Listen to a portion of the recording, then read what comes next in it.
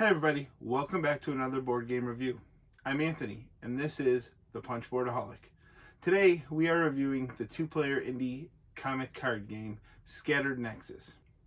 Two players battle to be the last player standing or the last player with cards available to play. For setup, you will separate your comics into 6 separate decks based off their titles. Each player picks 3 decks. The last person to read a comic picks first. Each player will set aside the location card and shuffle the remaining cards, then draw 5 to make their starting hand. Okay, so for setup, you're going to separate your 6 comics into separate piles. And then each player, starting with the player who's read a comic last, is going to draw first. So I've already taken my 6 comics and I've split them up into 2 halves. So this is going to be one group, this will be the second group. What I'm going to do with each of my groups is I'm going to take a location card and I'm going to pull that one aside for all 3 of my comics. Set it aside, and then I'm going to shuffle the remaining cards together, and that will be my player deck. Then the second player would do the same thing with his deck. Alright, so at the Punchboard-A-Holic, as you can see, we have a fantastic budget. I felt that it was a little bit necessary with this game to create a game board because there are so many different areas that you're going to be playing on. When you play a card, you're going to play it into what's called the front row. When you play that card, you're going to turn it sideways in that location. When it is damaged, it slides back to the back row. Kind of gives you a heads up that your character is about to be discarded. Alright, once you have your starting 5 card hand, the player who read a comic last is going to go first. You have 3 actions. You can play a character, you can play an event, or you can play a trait, which is this top icon.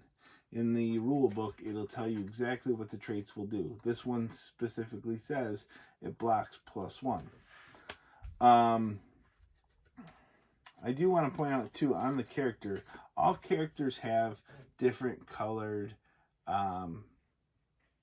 icons. When you do damage or attack, you're going to call out a color.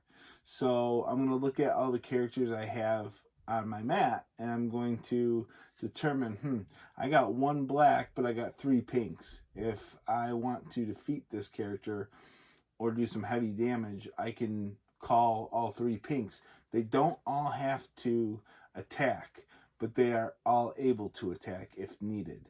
If I call black and I only have 1 black, they can't all attack. Just that one character can. There's also a way to save action points. So you don't have to use all 3. You could use 2 and stop. And then what you can do during an opponent's turn is called use the set action.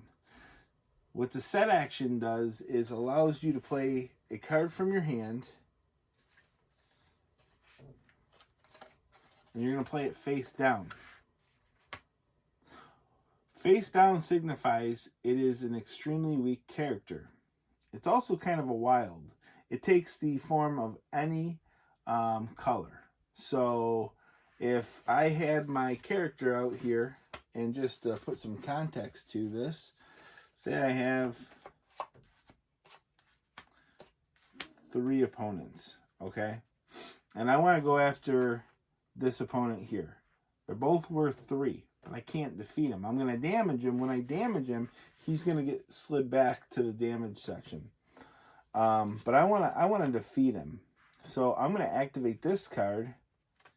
And essentially, because he's the only other character on the mat, I can call black, pink, or brown, and this character will take that color.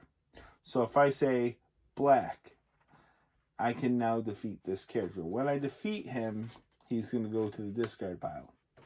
Now, if I was to do damage, say I did, I attacked this player. He's 2, and I have 4 points worth of damage. What I'm going to do is damage him 2. I defeated him, but I'm still going to deal damage. When you deal damage, you're either going to discard 2 from your hand or discard from the top of your deck. Now, let's see what he has in his hand. He's got 1, 2, 3, 4, 5 event cards. No characters to play to help him defeat me. So, he's probably going to be better off discarding 2 of the cards from his hand. He's got 2 of the negotiate, and just for fun, we're going to take this experimentation, and we're going to discard those 2, and we're going to draw 2. Oh, what do you know? I did get a character off of that, though. So, the thing I want to highlight is I could have discarded 2 from the top of my deck. I would have, not knowing, discarded a character, which doesn't help me in the long run. So you really want to think that one through. I mean, if you have a handful of characters, it's an easy decision to make. But if you have some events that you really like, those events could be key, but are there characters that are really going to help you defeat your opponent? So you really have to think that through. There are some other options on your characters. Some of them might have icons like this. That is weaken. Okay, if it has that downward arrow, that is weaken. There are other characters that have the flip icon, and I will show you that when I find one. But it looks like a bear trap. That icon is the only one that allows you to flip a character. Yeah, here we go. So that is the only time, if you have a character face down, that you can flip him. Any other time you place a character and they don't have that, you will not flip that character over. So, I mean, whether it's an event or a character that you played, it doesn't matter because they all have that that backing on the cards. So, I mean, essentially, you could play your event cards as characters. And then there's also the spend. Where are you at? There you go. Spend. So, just like you saw when I did the action, did the damage to the other character, you're going to just turn your cards sideways. That's how you spend.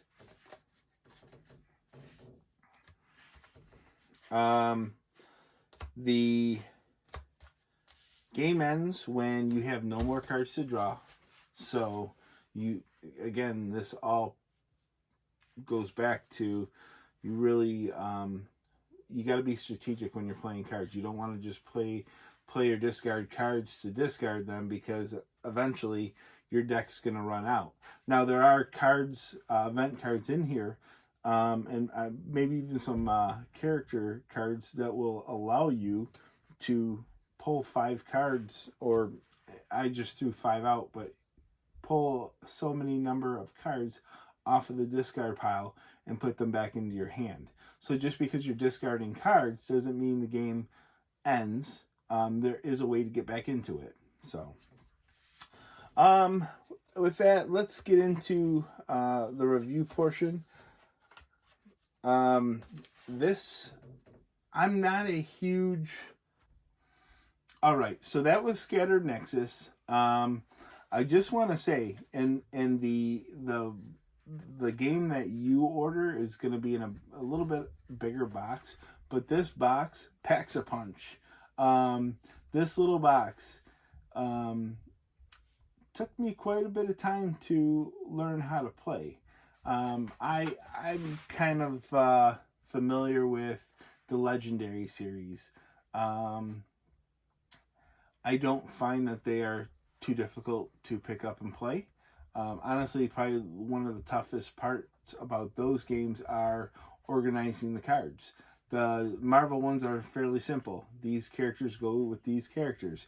James Bond really had to think about how I was separating those. And this is initial unboxing. And then I go into, you can get into the living card games, the Marvel Champions, the Game of Thrones, Star Wars. Those are definitely a little bit more of a step up from Legendary with the skill. I don't have a very big background with card games. I've only been into board games for about 3 years, so I never played Pokemon growing up. I never played Magic the Gathering, and I even watched some of those videos as I was coming up with how to write this review, because I'm just not that familiar with card games. I wanted to get some sense of what other people have talked about, or styles of play, and I felt this one was definitely different. I will say that I think it benefits having the game board, the mat, for the play, because there is just so much going on, which would be the same for like the Marvel Champions. There's a lot going on in that game as well, so it benefits to have the mat. This one, because when you do damage, you go from the front to the back. You have to really remember that it's not just, your 5 cards laid out and that's what's going on. There's 2 rows going on. So if this player's damaged, you have to remember, slide him back to signify that he's damaged. Not that that's, going to make or break this game. I felt that it was a very fun game. I am challenged, though, with... I don't think this is a game that I'll put in my bag to go to game night. It's not I didn't find it fairly simple to pick up. I had to go through the manual probably about 5 or 6 times to really understand what everything meant. And when I was playing, I found it helpful to have the manual next to me as I'm playing cards, to understand that what exactly everything meant. The one thing that I'm still a little unclear on is the damage aspect. I get it when you do damage. So if I have a character with 4 and I'm damaging somebody with 2, my assumption is that the character gets discarded because I've done more damage to that character than I can do, and the rest, the other 2 damage, goes to my hand or my deck of cards. So just because I'm doing 4 damage doesn't mean I discard 4 cards into my discard pile, or from my deck to the discard pile. But I'm assuming that it's whatever I couldn't do to the character is going to be done to the pile. Going back to the keeping on track with the damage, if I damaged a character that didn't discard him but sent him to the back row, I question, how do I know how much damage he has left? Or if he's a character that has 1 damage, is he's always going to get 1 damage, no matter if it's I just did damage to him and then the next round I'm going to hit him again to discard him. So that wasn't really user friendly to me. Everything else I felt was spelled out really well in the instructions, but the damage really, especially being one of the key aspects to the game.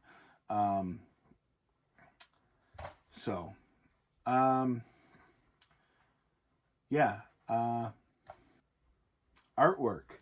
I love what Eli did with the artwork. I like how all the comics that he incorporated had the art designer at the bottom in the corner. I thought that was cool. Kind of a way to pay homage to the people in the industry. You don't see that enough. Games like Marvel Legendary, you have comic book artwork on all these cards, but I don't think anywhere on the card, to my knowledge, it says who the designer is. If it's, somebody, if it's Stan Lee, which Stan Lee wrote it, he didn't do the artwork, but maybe it's in the instructions. I don't know, but I like how he had it on there. But that's not even the point. The point is, I thought the artwork was really cool. I like all the different comic characters that they had to offer. I went with Eli's suggestion with using the one group of 3 and the other group of 3, but I can definitely see that if I'm picking my 3, I know which ones I want to go for. And maybe artwork's not the way to go. Maybe you need to really understand what's on those cards and what all the characters can do, because some of those traits are just they'll really help you out. They'll really help bring cards from your discard pile back to your hand. Unfortunately, it's not about the artwork, but very fun game. I'm definitely not going to set this one aside. I do want to learn how to play, and this is, I guess you could say chapter 1. It says on the inside, what is this? Yeah, chapter 1. So I will definitely be looking to see what's next, to see what I can do to get my hands on chapter 2 and expand my my play. And I do want to point out that this is available on Tabletop Simulator, so give it a shot. If you like it, pick up the hard version. Also, I believe the more decks you get, the more you can expand the gameplay. So it goes from a 2-player game, which, I mean, I get it, this is enough for a 2-player battle, but any additional decks that you get can open it up to a 4-player battle. So definitely making the game more challenging. So yeah, I highly recommend looking this game. Again, Tabletop Simulator, additional chapters, making it a larger game, definitely a longer game. I can see how my review could have been easily an hour plus if I actually went through and did the gameplay. When I looked on the back, it said 30 minutes, but I had to really look, but it's 30 plus minutes. It is it can take some time. So, all right, shout out to Eli Baird for sending this game. Check it out. I'll put some links in the description for where you can find it. And yeah, hope you enjoy it.